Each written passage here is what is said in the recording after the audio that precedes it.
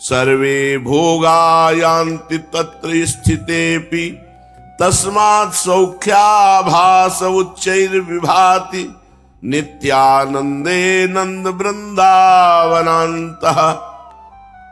आज मरो या कल मरोगे तो है ही,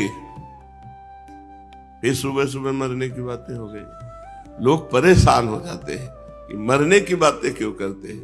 अगर मरने की बात अगर तुम्हारे दिमाग में हो तो तुमसे पाप नहीं बनेगा, मरने की बात हो तो भजन बनेगा। हमें हर समय हमारी किडनी संकेत करती रहती है, होश में हम हैं, ले जाने के लिए बिल्कुल तैयार। राधा राधा राधा राधा, एक श्वास खाली न जाए भैया, पता नहीं कौन सी श्वास आखिरी हो। इसलिए अद्यस्व वायास्तिदीयम कुदेहम, ये गंदा देह मलमूत्र बनाने वाली मशीन है ये शरीर, इससे प्यार मत करो। ये आज मरे या कल मरे, मरना इसको पक्का है। भोगायांति तत्र स्थितेऽपि, शरीर रहते हुए तुमने इतने भोग भोग लिए, कुछ तुम्हारे पास है नहीं। तो जब मरोगे तो तुम्हारे साथ कुछ जाएगा नहीं, तो ऐसा कमा लो कि तुम्हारे साथ चला जाए, वो है राधा नाम। जितना राधा राधा जपोगे तो राधा नाम की महिमा है कि प्रभु आपके पीछे के पाप सब नष्ट कर देंगे, आगे पाप लिखेंगे नहीं और तुम्हें भगवत प्राप्ति निश्चित हो जाएगी। अनुल्लिख्यानंतान तदपराधान मधुपतिर महाप्रेमाविष्टस्तो परम देयम विमसति तवैकम श्री राधे गृणति ही नामामृत रसम महिमना का सीमा विस्पृशत उदास्यैक मनसाम। जो राधा राधा नाम जप करता है भगवान श्री कृष्ण अनुल्लिख्यानंतान, उसके अनंत अपराध नहीं लिखते, और कोई भी अपराध पीछे जो बने उनको भस्म कर देते हैं और उसको निश्चित भगवान की प्राप्ति होती है। इसलिए जिह्वा से राधा नाम, और ये निश्चय करो आज मरना है या शाम के मर जाए या कल मर जाए, मरना तो पक्का है। तो मरने के पहले भगवान का इतना भजन कर ले कि हमारी अंतिम श्वास में राधा नाम निकले। तस्मात् सौख्याभास उच्चैर विभाति नित्यानंदे नंद वृंदावनान्तः। इसलिए नित्य आनंद प्रदान करने वाली प्रिया प्रीतम की रास भूमि श्री वृंदावन को दृढ़ता पूर्वक पकड़ लो। प्राण तजो बनना तजो, कहो लाख को बात। चाहे हमें लाख समझाओ बातें, अब हमारी समझ में नहीं आएगी। एक ही बात समझ में आएगी कि मैं वृंदावन में पड़ा रहूंगा। भजन बने ना बने, हमसे कोई भी साधना बने ना बने, हमको दुख मिले या सुख मिले, अब वृंदावन नहीं छोड़ेंगे। जिसने ऐसा नियम ले लिया वो निश्चित भगवान को प्राप्त हो जाता है। वृंदावन भगवान की कृपा है। मानो हम वृंदावन में वास कर रहे तो भगवान की असीम कृपा में वास कर रहे। पूरा संसार केवल मरा जा रहा है इस बात के लिए, रोटी कपड़ा व्यवस्था, तो उन्हीं का बल लेकर के वृंदावन वास किया जाता है। रुपया पैसा का बल यहाँ काम नहीं करता। यहाँ जिसने ये ठान लिया मेरे बल श्री वृंदावन रानी, तो बस ये समझो कुबेर का खजाना खुल गया। अखिल लोक ब्रह्मांडों के स्वामी जिनके अधीन है वो हमारी श्री महारानी राधा रानी है। जो राधा रानी की शरण में है उसको कौन सा दुख छू सकता है। मस्त रहो मेरी महारानी श्री राधा रानी। जाके बल में सबसों तोरी लोक वेद कुल काली। ना परिवार से संबंध रखो, न संसार से संबंध रखो, बस इतनी तुम बहादुरी कर लो, शेष काम श्री राधा रानी कर देंगी। आपके सारे शोक दुख मिटाकर मंगलमय आपकी परम गति बन जाएगी। परम गति दुनिया में सबसे कठिन काम है, भजन करके भगवान की प्राप्ति करना सबसे कठिन काम है। मन को प्रभु में लगाना, नहीं लगता तो भाग जाओ वृंदावन आ जाओ, यहां पड़े रहने पर भगवत प्राप्ति हो जाएगी। क्योंकि भजन के जैसे 4 अंग हैं, नाम रूप लीला धाम। नाम जप नहीं चल रहा, रूप ध्यान नहीं चल रहा, लीला चिंतन नहीं चल रहा, तो धाम में तो पड़े हो भगवान के। केवल पड़े रहने से भगवत प्राप्ति होगी। वृंदावन रहे सोए और देश के बसती अधिक भजन जो होए, ये समतो पूजत नहीं वृंदावन रहे सोए। पड़ा पड़ा वृंदावन में सो रहा है, उसकी समानता बाहर का कोई भजनानंदी महात्मा नहीं कर सकता, क्योंकि वो धाम के आश्रित है, उसे निश्चित भगवत प्राप्ति होगी। चलते हैं, प्रसंग चल रहा है महाप्रभु श्री कृष्ण चैतन्य देव जी का।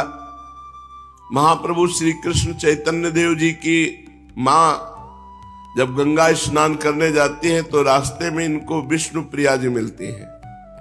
इनको देखकर लगता है कि अगर ये हमारी निमाई की बहू बन जाए तो हमें बड़ा सुख मिल जाए। पर वो सनातन मिश्र जो राज पंडित है, उनकी कन्याएं बड़े धनी हैं, और महाप्रभु चैतन्य देव घर में तो अर्थ का अभाव ही है। पिता भी पधार गए हैं, केवल माता और महाप्रभु हैं। एक दिन काशीनाथ नाम के घटक कहते हैं बिचौलिया को। बंगाल में जो लड़की लड़के का ब्याह कराता है उस बिचौलिया को घटक कहते हैं। वो घटक सची माता को मिले, महाप्रभु चैतन्य देव की मैया को, और उनसे कहा कि ठीक हाल चाल है। तो उनका ठीक है, पर हम चाहते हैं कि अब हमारे घर में अगर निमाई का ब्याह हो जाए और घर में बहू हो तो सब सुख हो जाए।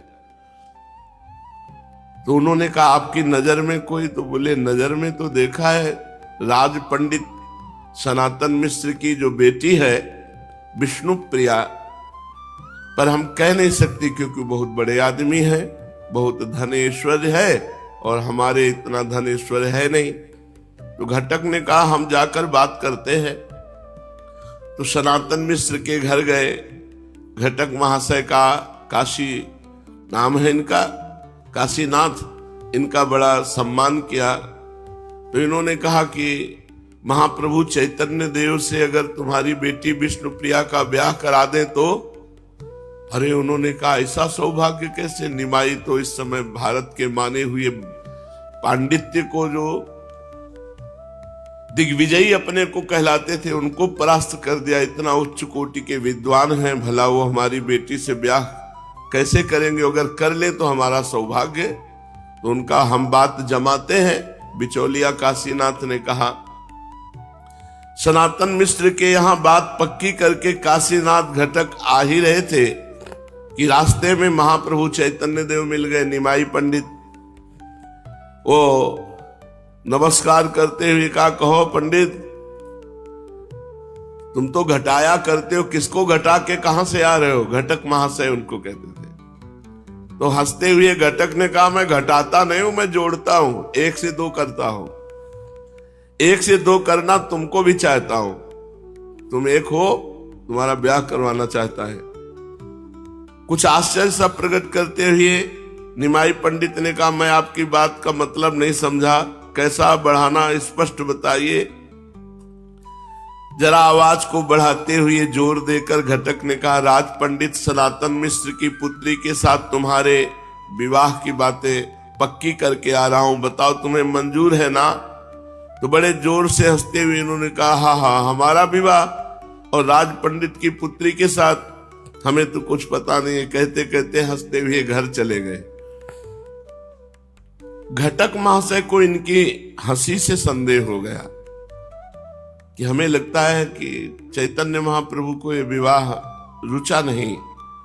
सनातन मिश्र के यहां भी खबर पहुंच गई। सुनते ही पूरे घर में उदासी छा गई। सनातन मिश्र ने कहा हम जिस बात की शंका करते थे वही हुआ ना।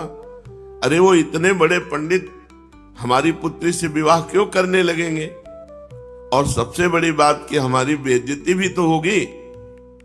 अगर विवाह नहीं करेंगे तो बोले राजपुत्री के साथ विवाह तय हुआ था, वो हम इसी बात से डर रहे थे कि कहीं वो ना कह दे। सबको पता चल गया है लड़की का विवाह निमाई पंडित के साथ होगा। यदि ना हो सका तो मेरी बड़ी इज्जत की बात है, लज्जा की बात है। ये सोचकर उन्होंने उसी समय काशीनाथ घटक को बुलाया और अपनी चिंता का कारण बताकर सची माता से स्पष्ट उत्तर लाने की बात कही। घटक महाशय उसी समय चैतन्य महाप्रभु की माता सची माता के पास गए और राज पंडित सनातन मिश्र की पूरी चिंता की बात कह दी।